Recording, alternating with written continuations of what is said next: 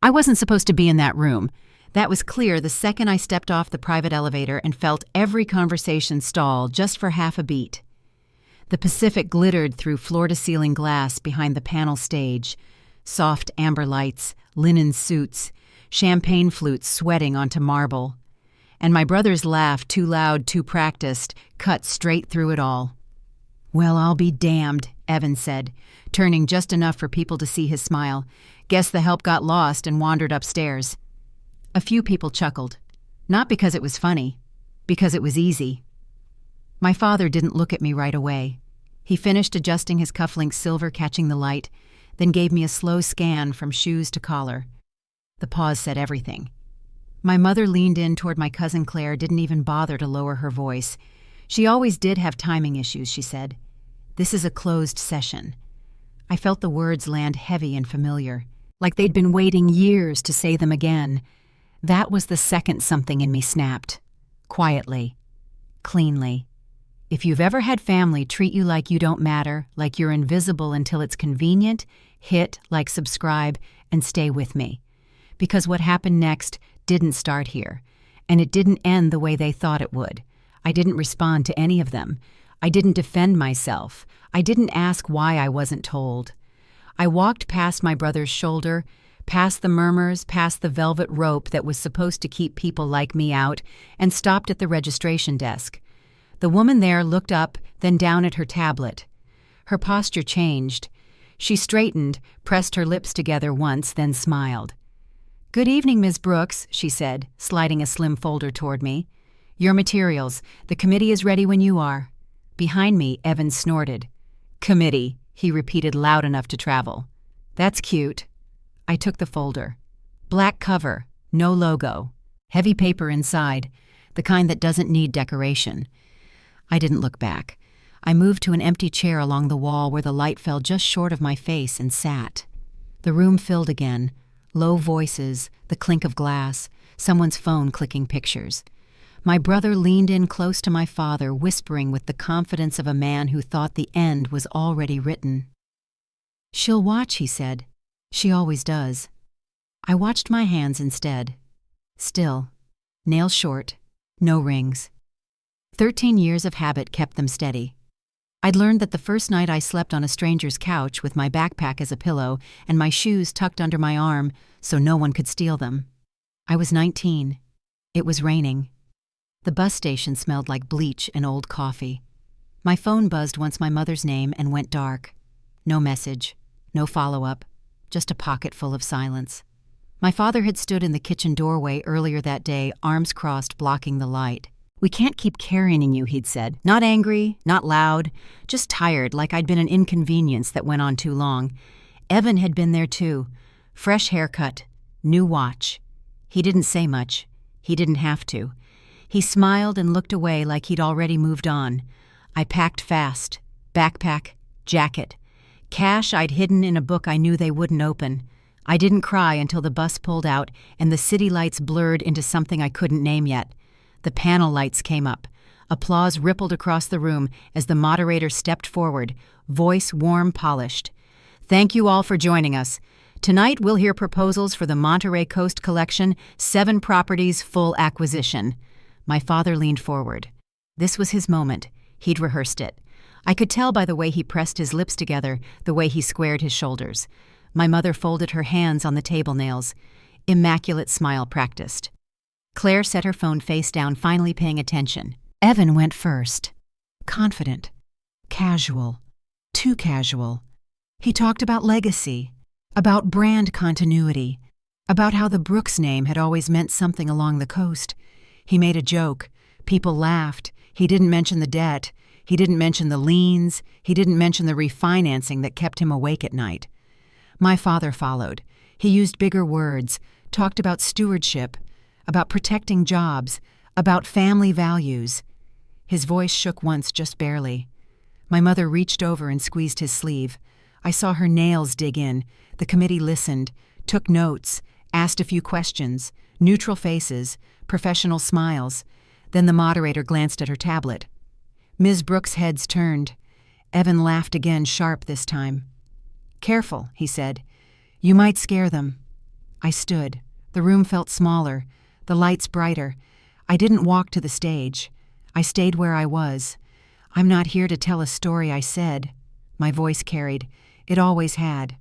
I'm here to make an offer. A pause. Someone coughed. I'll assume full acquisition, I continued.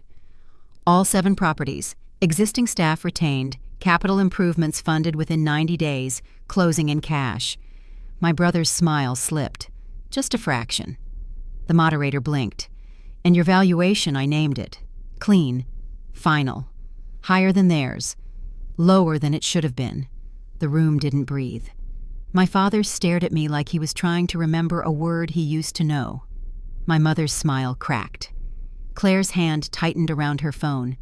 Evan shook his head once slow, like this was a prank he hadn't been told about. That's not funny, he said, not laughing anymore. I didn't look at him. I'm not joking. The moderator's phone chimed. She glanced down, then back up. Her voice changed. Thank you, Ms. Brooks. The committee will deliberate. They stepped aside. Whispers erupted. A camera shutter clicked. Someone near the bar said my name out loud, testing it. Evan stood so fast his chair scraped the floor. He leaned toward me, breath hot with whiskey. Where did you get that kind of money? He hissed. This isn't you. My father joined him face tight. You don't do this to family, he said. Not like this. Gaslight. Old as dust. My mother didn't shout. She never did. She just looked at me, eyes, glossy voice, low and trembling. Natalie, she said, like a warning. Don't embarrass yourself, please. The committee returned. The decision was brief, polite, final. As the room broke into applause, thin stunned, I felt my phone vibrate in my palm. One message, from my mother. You could have called first. That was the line, the one that ended it. I slipped the phone into my pocket and sat back down alone in the light while my family stared at me like I'd finally become someone they didn't recognize at all. I left the house before dawn because it was easier that way. No speeches, no slammed doors. No chance for anyone to pretend this was temporary. The air outside was cold enough to sting. I stood on the sidewalk with one backpack digging into my shoulders and the sound of my mother's dishwasher still ringing in my ears. The steady mechanical wash, plates clinking, life continuing without me. That sound followed me longer than it should have. I didn't have a car. I didn't have a plan that fit on paper. I had $312 in cash, a prepaid phone, and the kind of clarity that only comes when you understand no one is coming back for you. The bus station was already awake, fluorescent lights buzzing, a janitor pushing water across tile that never quite got clean. I bought a ticket north because it was the cheapest option that didn't loop me right back into my parents' zip code. I sat with my backpack between my feet, arms wrapped around it like it might run away. Around me, people slept sitting up. Others argued quietly into cracked screens. Someone cried in a corner face hidden in a coat sleeve. No one looked at me twice. That was the first lesson. You disappear faster than you think. The first couch I slept on belonged to a girl I barely knew from high school. Her apartment smelled like burnt toast and cat litter. She gave me a blanket and didn't ask questions. I left before she woke up because gratitude is dangerous when you don't have leverage. I worked wherever they would take me. Morning shift at a coastal diner where the coffee tasted like metal and the grill never cooled. Afternoon stocking shelves at a discount store where the air conditioner was broken and the manager watched us like we were already guilty. Nights cleaning offices after everyone important had gone home. I learned the sound of keys in empty buildings, the echo of my own footsteps, the click of light switches turning off entire floors. Somewhere in the middle of that, my phone buzzed. Mom. No message. Just a missed call. I stared at the screen until it went dark again. That was the second lesson. Silence is a choice. I stopped waiting for it. At night, I studied. Community college because it was cheap and didn't care who my parents were. Finance classes at odd hours with people twice my age who smelled like cigarettes and stress. I sat in the front row, wrote everything down, asked questions no one else wanted to ask. What happens when a business fails quietly? Who buys what's left? Who wins when everyone else gives up? The answers didn't sound heroic. They sounded practical. I tracked patterns. Hotels that had been overbuilt, small chains that expanded too fast, Owners who borrowed against good years and got crushed by one bad season. Failure left fingerprints. I moved again. Smaller room, bigger rent, closer to opportunity. I slept on a mattress on the floor and kept my clothes folded in the backpack because drawers felt like commitment. By 22, I stopped telling people my story. Not because it hurt too much, but because it was irrelevant. Pain doesn't earn you a seat at the table. Results do. I saved every dollar I could. Tips. Overtime, cash envelopes from side jobs I didn't talk about. I labeled my savings account exit and didn't touch it even when my stomach hurt from skipping meals. Once my phone rang at 2:14 a.m. Evan, I let it ring until it stopped. He didn't try again. That was the third lesson. People reach out when they're bored, not when they care. At 24, I saw my first real opening, a coastal inn, 16 rooms, ocean view, bleeding money, family-owned, pride-heavy, numbers sloppy, the kind of place investors ignored because it wasn't big enough to matter. I read everything. Tax filings, vendor disputes, online reviews written by guests who could feel the decline even if they couldn't explain it. The owners were tired. That was the leverage. I didn't buy it in my name. I never planned to. I formed an entity with a neutral title and a mailing address that didn't trace back to anything personal. I made the offer clean, fast, lower than they wanted, higher than anyone else bothered to give. They accepted within a week. I worked that property like I was trying to erase myself. New systems, fewer frills, better lighting, staff paid on time. I fixed what guests noticed first and ignored what only owners cared about. I didn't smile much. I didn't socialize. I listened. 18 months later, I sold it quietly. The profit wasn't huge, but it was real. More importantly, it proved the model. I repeated it, again and again. Small places, forgettable names, assets no one fought over. I let other people take the credit, let articles misattribute success to market trends and renewed travel interest. I stayed invisible. At 27, I moved enough money in 1 quarter to make a regional fund call me by mistake. They assumed I was a man. They assumed I'd correct them. I didn't. I started buying debt instead of buildings. Quiet paper nobody bragged about. Notes secured by assets that would matter later, including one tied to a company I recognized, my father's. I read the documents at midnight alone, laptop light reflecting off the kitchen sink of an apartment that finally felt temporary for the right reasons.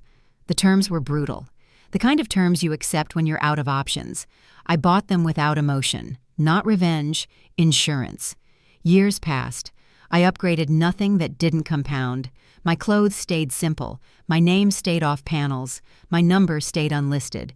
Every once in a while I'd see a family photo online, a wedding, a vacation. Smiles I remembered practicing in mirrors. No one tagged me. No one asked why. That was the 4th lesson. People don't miss what they never valued. By the time I was 34, I'd learned how rooms worked, who spoke, who listened, who thought power was loud, and who understood it was patient. I didn't need recognition. I needed timing. So when I stepped into that glass-walled room overlooking the Pacific, lights, warm faces polished my brother laughing. Like nothing had ever changed, I didn't feel anger. I felt ready, because everything they were about to lose had been building quietly for years, and they never once thought to look behind them. The room changed the moment the doors closed, not loudly, not all at once. It was the kind of shift you only notice when you've learned to read silence the way other people read faces. Chairs stopped creaking. Glasses stopped clinking. Even the ocean outside the windows looked flatter, like someone had turned the volume down on the horizon. The moderator thanked everyone again. Too cheerful, too careful. Then she gestured toward the long table beneath the lights and invited the committee to take their seats. My family claimed the center without asking. Of course they did. My father sat straight-backed, hands folded, jaw set like this was court. My mother smoothed the sleeve of her jacket 3 times in the same spot, a habit she'd never been able to break when money was tight. Evan leaned back, one ankle hooked over his knee, confidence spilling out of him like he owned the floor beneath our feet. Claire angled her phone just enough to capture the room without being obvious, already imagining the caption. I stayed where I was. The lights brightened a fraction. The microphones came alive with a soft pop. "Let's begin," the moderator said.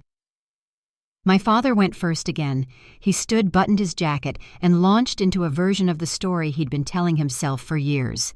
Legacy, continuity, responsibility. He spoke about the properties like they were children he'd raised, not assets he'd leveraged to the brink. He avoided numbers the way people avoid mirrors when they don't like what they'll see. When he finished, there was polite applause. Evan stood before it even died down. He didn't bother with the jacket. He smiled like he was already celebrating. "This isn't about squeezing margins," he said, voice smooth. "It's about vision, about keeping something special in the right hands." He glanced at me. Just a flicker, a private joke. "We don't flip, we build." The committee nodded. Some notes were taken. Claire finally set her phone down. Then the moderator looked at her tablet again. "Ms. Brooks," she said. The room inhaled. Evan laughed under his breath. "Unbelievable." I stood. No jacket, no folder, just me and the lights. "I won't take much time," I said. "You've already heard enough words." I felt my mother's eyes on my back, sharp and hot. I didn't turn.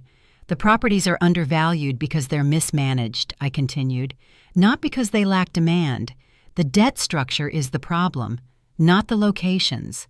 A murmur, low, curious. "I'm offering full acquisition," I said.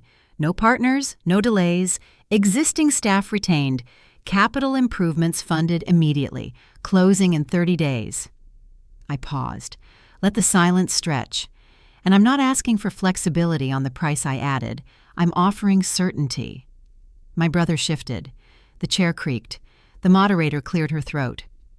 "Your valuation," I named it again. Slow, clear. This time it landed harder. My father's face went still. The color drained so quickly it looked like someone had pulled a plug. My mother's hand slid from his sleeve to his forearm, fingers tightening. Evan's smile vanished completely. "That's not possible," he said too fast. I finally looked at him. "Sit down," I said.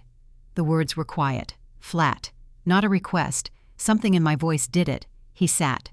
The committee leaned in now. Questions came, sharp ones, about timelines, about contingencies, about liquidity. I answered without raising my voice. Yes, no, already secured, wire ready. Every answer was shorter than the question. The moderator's phone vibrated again. She glanced down, then up at the committee chair. A nod passed between them. Subtle, decisive. "We'll take 5 minutes," she said. The room exploded the second they stood. Voices layered over each other. Chairs scraped. Phones came out. Someone laughed too loudly near the bar. Another person whispered my name like it might bite. My family moved as one. Evan was first. He closed the distance between us in 3 strides, stopping just short of my space. I could smell the whiskey now. Sweet, expensive, nervous. "What the hell are you doing?" he hissed. "You think you can walk in here and steal this from us?" I didn't answer. My father joined him, eyes glassy with a kind of anger I'd only seen once before the day he told me to pack. "You don't have the right," he said. "We've been working on this for years." "You've been talking about it for years," I said. "That's different." My mother stepped in front of him, palms up, voice shaking. "Natalie, please, this isn't the place. You're embarrassing everyone." I looked at her then, really looked. Her lipstick was perfect. Her eyes weren't. "This isn't about you," she added quickly. "It's about family." Gaslight, again. Claire finally spoke, arms crossed tight. "You always had to make things about yourself," she said. "You can't stand it when you're not included." I smiled. Just enough. "I wasn't included," I said. "I was excluded." Evan scoffed. "Don't start rewriting history." "I'm not," I said. "I'm ending it." The doors opened behind us. The committee returned. The room snapped back into place like nothing had happened. People found their seats. Glasses were refilled. Smiles reappeared brittle and rehearsed. The moderator took the microphone again. Her tone had changed. Less warmth, more steel. "Thank you for your patience," she said. "We've reached a decision." My father gripped the edge of the table so hard his knuckles went white.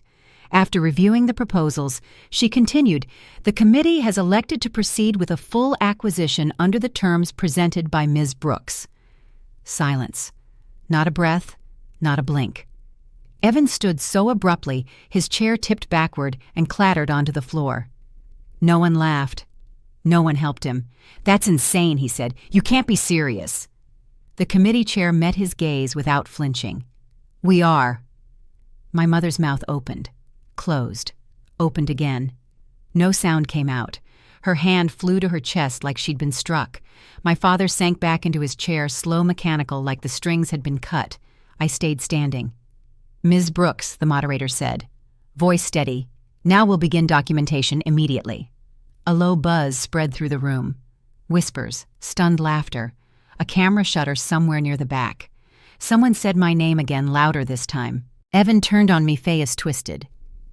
"You did this on purpose," he said. "You waited." "Yes," I said. My father finally looked up at me. Really looked. His voice broke on the first word. Why I didn't answer him. The moderator gestured toward a side door. "If you'll come with me, Ms. Brooks." I followed her without looking back. As the door closed behind us, I heard my mother's voice crack through the noise, thin, desperate, loud enough to carry. "You could have warned us," she said. "At least warned us." I stopped. Just for a second. Then I said the only true thing left. "You warned me once," I said. I listened. And the room stayed silent long after I was gone.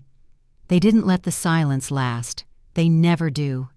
The side corridor was narrow and carpeted thick enough to swallow footsteps. Soft lighting, framed black and white photographs of the coastline, all calm water and empty beaches. The kind of hallway designed to make difficult conversations feel civilized. I had just finished signing the preliminary acknowledgement when the door behind me slammed open. Evan came through first. His face was red now, the confidence burned off veins standing out along his neck like cables pulled too tight. He didn't bother pretending this was a conversation.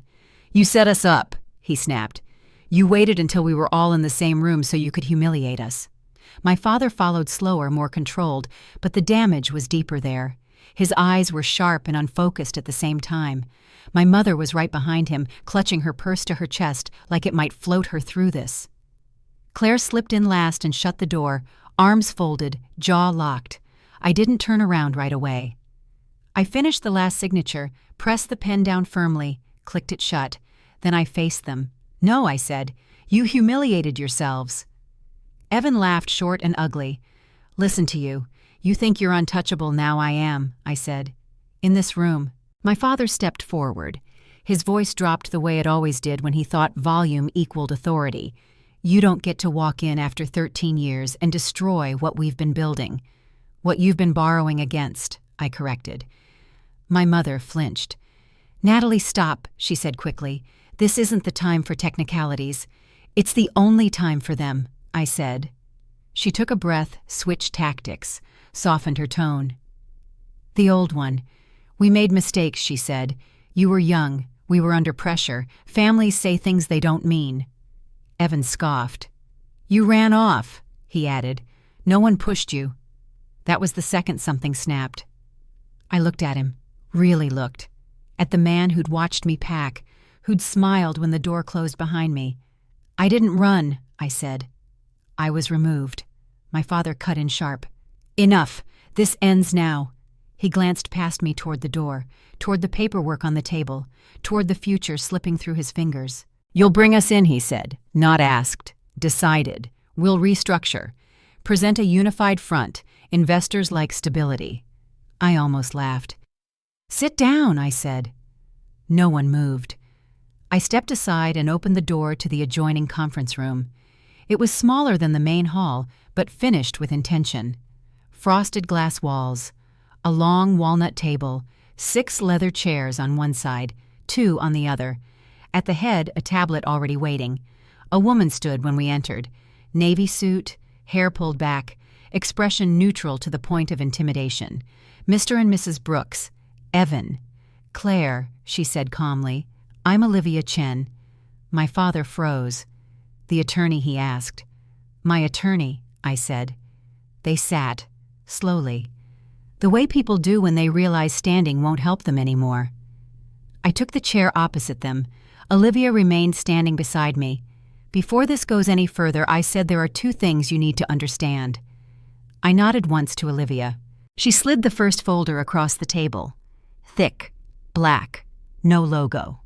Effective immediately, Olivia said, voice, even all personal and professional contact between Ms. Brooks and the listed parties is terminated. My mother stared at the folder like it might explode. What is this? She whispered. No contact agreements. Olivia continued. Voluntary signatures avoid court enforcement. Declining will initiate filings tomorrow morning. Evan shot to his feet. You can't be serious. I didn't look at him. This isn't revenge, I said. It's closure. My father picked up the folder with shaking hands. You think you can just erase us? He demanded. You erased me first, I said. This just makes it official. Olivia slid the second folder forward. This, she said, concerns Brooks Coastal Services. My father's breath caught. That's my company, he said. You have no ownership, Olivia finished. Correct, you don't. She opened the folder, turned it so they could see. Loan documents, assignment of interest, transfer of equity. All senior debt was acquired by a blind trust 18 months ago, Olivia said. Converted to full ownership 6 weeks later. Beneficial owner, Ms. Brooks. Evan laughed. Loud, desperate, that's bullshit. Olivia tapped a signature block. Recorded, verified, legal. Claire's phone slipped from her hand and hit the floor. She didn't notice. My mother started to cry. Not quietly, not carefully. You did this to us, she sobbed. All this time I held her gaze. Yes. My father sank back into his chair. His voice came out hoarse. We were keeping it alive, he said. For you. For the family. No, I said. You were keeping yourselves comfortable. Evan slammed his palms on the table. You think you win by cutting us off, he shouted. You think money makes you better than us. No, I said. Being free does. Olivia slid the final folder forward. Employment contracts, she said. Mr. Brooks and Ms. Claire will receive statutory severance only. 30 days' notice. After that, all access ends. Claire let out a sound that barely qualified as a word. My mother reached across the table, tears streaking her face. Natalie, baby, please, she begged. We can fix this. We're your parents. I leaned forward. That's what you call yourselves, I said. Not what you acted like. Silence pressed in around us. Evan stared at the documents, jaw clenched, eyes burning. Then he grabbed the pen and signed with a violent slash. My father followed. His signature wobbled. My mother hesitated the longest. Her hand shook so badly the ink smeared. Claire signed, last shoulders collapsing in on themselves. Olivia collected the papers, stacked them neatly, and closed the folders. That concludes our meeting, she said. The door opened behind them. 2 security officers waited, hands folded, expressions unreadable. No one looked at me as they stood. As they were escorted out, my mother turned back one last time. Her voice was barely there. I hope this was worth it. I met her eyes. So do I. The door closed with a soft click, and for the first time, the silence didn't feel empty. The building was quiet in the way only success allows. No scrambling, no raised voices, just the low hum of systems running exactly as designed. 1 year after Monterey, I stood alone in my office on the 42nd floor, watching the sun drop into the city like a slow, deliberate decision. Glass walls, clean lines, no family photos, just light and space and air that felt earned. The Monterey Coast Collection had doubled in value in 11 months, not because of magic, because of discipline. We didn't rebrand overnight. We didn't chase headlines. We fixed what was broken and left what worked alone. Staff turnover dropped, guest reviews shifted from polite to loyal, cash flow stabilized. Analysts called it a quiet turnaround, like they were surprised something could succeed without spectacle. I preferred it that way. The first flagship reopened in late spring. No ribbon cutting, no speeches, just doors unlocking on time, and a lobby that smelled like fresh wood instead of desperation. I walked through once after closing heels clicking softly on stone and felt nothing sharp at all. That was how I knew it was over. Their lives unraveled on a different schedule. The bank moved faster once the acquisition closed. Lines of credit tightened, extensions disappeared. The house went first, then the country club, then the stories they told people stopped lining up with reality. They downsized quietly, no farewell parties, no announcements, the kind of shrinking that happens when people realize attention has a cost. Evan lasted 8 months without a title. His resume still sounded impressive if you didn't read too closely. Most people did. The calls slowed, then stopped. Last I heard, he was managing inventory for someone else's company, working nights, trying not to be recognized by people who used to clap when he entered a room. Claire pivoted hard.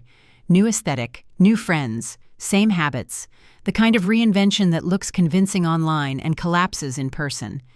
She stopped posting after a while. My parents moved into a place with thin walls and shared laundry. My mother complained once to a mutual acquaintance that the machines never worked when she needed them. The story made its way back to me. I didn't react. I never reached out, not once. The no-contact agreements held.